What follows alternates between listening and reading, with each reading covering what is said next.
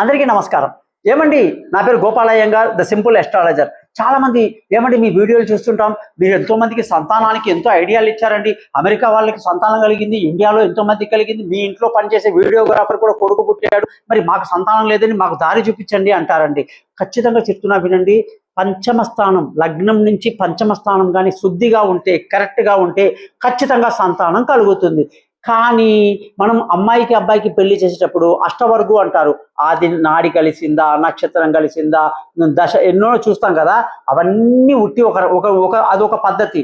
కానీ జాతక చక్రంలో అబ్బాయి జాతకంలో పంచమ స్థానం సరిగ్గా లేకపోతే సంతానం కలగదు. అప్పుడు ఏం చెయ్యాలి? ఏ మాయా మంత్రం లేదండి. అమ్మాయి జాతకంలో పంచమ స్థానం బాగుందా లేదా చూడాలి. ఒకవేళ అమ్మాయి జాతకంలో పంచమ స్థానం బాగాలేదంటే అబ్బాయి జాతకంలో పంచమ స్థానం బాగుందా లేదా చూడాలి. అలా పెళ్లి చేస్తే ఖచ్చితంగా సంతానం కలుగుతుంది. ఒకరికి లేకపోయినా ఇంకోళ్ళకి ఉంటే చాలు. కానీ ఇద్దరికీ లేకపోతే దరిద్రం అండి. ఆ ఇద్దరు లేని వాళ్ళే నా జాతకంలో లైన్లో నిలబడతారు. 10 ఏళ్ళైంది, 12 ఏళ్ళైంది, పెళ్ళయింది, మాకు పిల్లలు పుట్టలేదు. ఎందుకు ఇలా జరుగుతుంది అంటే ఇద్దరికి పంచమ స్థానం బాగాలేదు. ఏం చేస్తాం చెప్పండి?